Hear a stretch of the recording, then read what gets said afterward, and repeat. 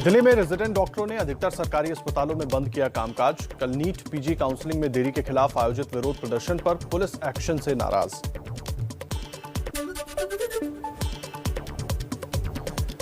Resident doctors ने रात को दिल्ली के सरोजनी नगर थाने का किया घेराव। सरकार के खिलाफ जमकर की नारेबाजी।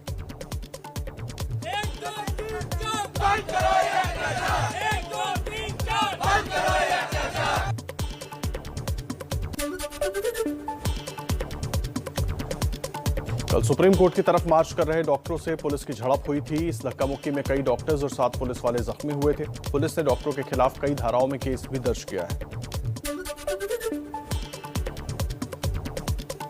दिल्ली के रेजिडेंट डॉक्टर्स ने हिरासत में लिए गए साथियों को तुरंत छोड़ने की मांग की है। पुलिस कमिश्नर को चिट्ठी लिखकर पूछा, शांतिपूर्ण मार्च कर रहे डॉक्टरों से बदसलूकी क्यों की गई। हड़ताली डॉक्टरों पर समर्थन में उतरे दिल्ली एम्स के रेजिडेंट डॉक्टर्स। कहा, अगर 24 घंटे में डॉक्टरों की रिहाई नहीं हुई और सरकार ने माफी नहीं मांगी तो कल से एम्स में पूरी तरह से ठप हो जाएगा इलाज। दिल्ली के resident doctors NEET PG counselling की मांग को लेकर पिछले 11 दिन से हड़ताल पर हैं। डॉक्टरों का कहना है कि नई भर्तियां नहीं होने से उन पर काम का बोझ बहुत ज्यादा है, लेकिन सरकार इस पर ध्यान नहीं दे रही। कांग्रेस ने रेजिडेंट डॉक्टरों की हड़ताल का किया समर्थन। राहुल गांधी ने ट्वीट कर कहा, डॉक्टरों को झूठा पीआर नहीं, सम्मान और हक चाहिए। प्रियंका भी बोली, फूल बरसाना दिखावे का पीआर था, असलियत में ये डॉक्टरों पर अन्याय बरसा रहे हैं।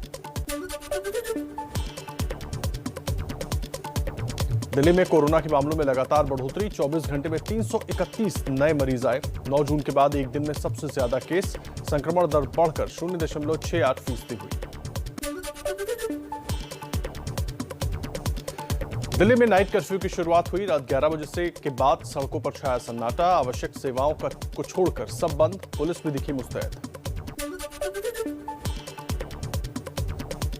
उत्तराखंड में भी नाइट कर्फ्यू की शुरुआत। कल रात 11 बजे से सुबह 5 बजे तक पाबंदी। देहरादून में पुलिस कप्तान खुद चेकिंग के लिए सड़कों पर निकले। केरल सरकार ने 30 दिसंबर से 2 जनवरी तक नाइट कर्फ्यू का ऐलान किया। केरल में पिछले 24 घंटे में कोरोना के 1636 मामले सामने आए। 23 लोगों की मौत हुई। प्रधानमंत्री मोदी का आज कानपुर दौरा। सुबह 11 बजे आईआईटी कानपुर के 54वें दीक्षांत समारोह को संबोधित करेंगे। कानपुर में मेट्रो का सपना आज होगा पूरा। दोपहर 1:30 बजे कानपुर मेट्रो का उद्घाटन करेंगे PM Modi. IIT Kanpur station से गीतानगर मेट्रो स्टेशन तक सफर भी करेंगे।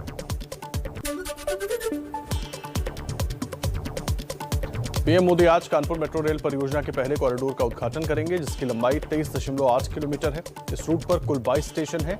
रूट पर आईआईटी कानपुर से नौबस्ता तक जाएगी मेट्रो ट्रेन। कानपुर मेट्रो परियोजना की कुल लंबाई 32 किलोमीटर है। इस पर खर्च होंगे 11,000 करोड़ रुपए। कानपुर मेट्रो को कल से आम जनता के लिए खोल दिया जाएगा। अब इस सिर्फ आईआईटी कानपुर से मोती झील तक 9 किलोमीटर तक ही सफर कर पाएंगे यात्री।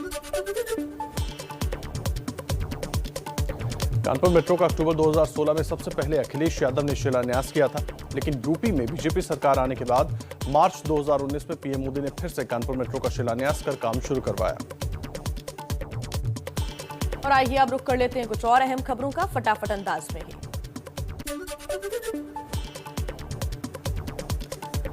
कानपुर में प्रधानमंत्री मोदी बीना पनकी मल्टी प्रोडक्ट तेल पाइपलाइन परियोजना का उद्घाटन करेंगे। 356 किलोमीटर लंबी इस परियोजना की क्षमता 3.45 मिलियन मीट्रिक टन प्रति वर्ष है। परियोजना की लागत 1500 करोड़ रुपए। इलाहाबाद हाईकोर्ट की चुनावी रैलियां रोकने की अपील के बावजूद यूपी में धुआंधार प्रचार जारी। आज हरदोई, भदोही और सुल्तानपुर में जनसभा को संबोधित करेंगे गृह मंत्री अमित शाह। शाम को काशी क्षेत्र के चुनावी तैयारियों पर वाराणसी में बैठक भी करेंगे। आज यूपी के उन्नाव पहुंचेगी अखिलेश यादव की समाजवादी विजय रथ। 4 विधानसभा क्षेत्रों में जनसभाएं भी करेंगे। लखनऊ में आज कांग्रेस करेगी मैराथन दौड़ का आयोजन। इकाना स्टेडियम में कार्यक्रम की तैयारी। सरकार से नहीं मिली है इजाजत। चुनाव आयोग की टीम आज से 3 दिन के यूपी दौरे पर रहेगी। राजनीतिक दलों, सभी जिले के डीएम और पुलिस अधिकारियों के साथ बैठक कर तैयारियों की समीक्षा करेगी। विधानसभा चुनाव वाले 5 राज्यों पर केंद्रीय चुनाव आयोग ने स्वास्थ्य सचिव राजेश भूषण से कोरोना हालात का जायजा लिया, टीकाकरण तेज करने के निर्देश दिए। इलेक्शन कमीशन को करना चाहिए, वो सीधी सी बात है, रैलीज को बैन कर दीजिए। केंद्रीय स्वास्थ्य सचिव सुबह 11:30 बजे राज्यों के साथ कोरोना पर करेंगे समीक्षा बैठक, नई गाइडलाइंस और बच्चों के वैक्सीनेशन पर चर्चा होगी। कानपुर के इत्र कारोबारी पीयूष जैन को कोर्ट ने 14 दिनों की न्यायिक हिरासत में भेजा। जैन के ठिकानों से अब तक 195 करोड़ कैश के अलावा 23 किलो सोना और 6 करोड़ रुपए की कीमत का चंदन का तेल भी बरामद हुआ है। यूपी में इत्र कारोबारी के ठिकानों पर छापेमारी को लेकर वार पलटवार है जारी। बीजेपी ने साधा समाजवादी पार्टी पर निशाना। एमपी के गृह मंत्री नरोत्तम मिश्रा ने कहा, छापे का कनेक्शन एसपी से है। अब ये स्पष्ट हो गया है ये कौन सा समाजवाद है। ये वो समाजवाद है जो परिवारवाद से शुरू होकर परिवारवाद में खत्म होता है। छापेमारी पर एसपी का बीजेपी पर पलटवार। एसपी प्रवक्ता अनुराग भदौरिया ने कहा, नोटबंदी के बाद भी इतना पैसा मिलना बताता है कि सरकार की नोटबंदी फेल है। काले धन का एक एक नोट चिल्ला चिल्ला के चीख चीख के कह रहा है केंद्र सरकार, भारतीय जनता पार्टी, आपकी नोटबंदी की जो पॉलिसी थी वो फेल है, फेल है, फेल है। कन्नौज में पीयूष जैन पर छापेमारी को लेकर सुहेलदेव समाज पार्टी के अध्यक्ष ओम प्रकाश राजभर बोले, पीयूष जैन का समाजवादी पार्टी से कोई लेना देना नहीं है। देश में कुछ भी होगा उत्तर प्रदेश में तो उसका तार सीधे समाजवादी पार्टी से जोड़ दिया जाएगा, भले वो भाजपा का एजेंट हो। मुंबई में 31 जनवरी को नए साल के 31 दिसंबर को नए साल के जश्न की पार्टी नहीं होगी। कोरोना के खतरे की वजह से बीएमसी ने जारी की नई गाइडलाइंस। मुंबई में पिछले 24 घंटे में कोरोना के 809 नए केस आए सामने, 3 मरीजों की मौत। शहर में 29 इमारतों को सील किया गया। और अब कुछ और खबरें देखते हैं तेज रफ्तार के साथ।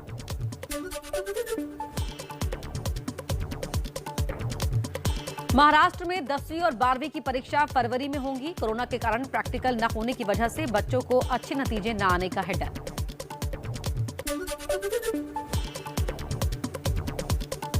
सूत्रों के मुताबिक महाराष्ट्र विधानसभा के शीतकालीन सत्र में नहीं आएंगे सीएम उद्धव ठाकरे। 35 लोगों के कोविड पॉजिटिव आने की वजह से लिया फैसला।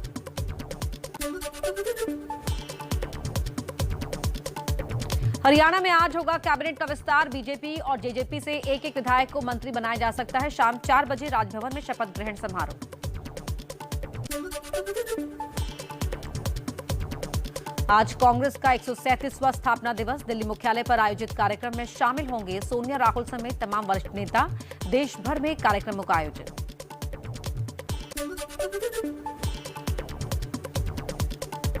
महाराष्ट्र विधानसभा के शीतकालीन सत्र का आज आखिरी दिन। शिवसेना नेता सुनील प्रभु ने कहा, राज्यपाल ने विधानसभा अध्यक्ष चुनाव की मंजूरी नहीं दी। बीजेपी बोली, नियमों को ताक पर रखकर विधानसभा अध्यक्ष का चुनाव कराना चाहती है सरकार।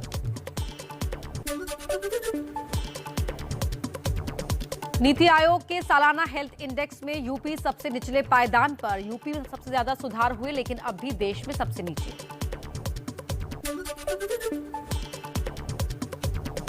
पटना में बकाया वेतन की मांग को लेकर वार्ड सचिवों का बीजेपी ऑफिस के बाहर प्रदर्शन। पुलिस ने लाठीचार्ज किया, पानी की बौछारें छोड़ी।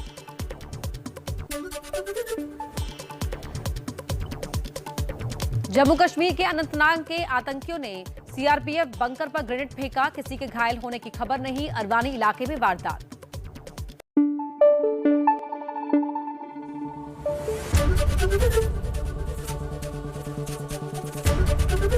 एबीपी न्यूज आपको रखे आगे।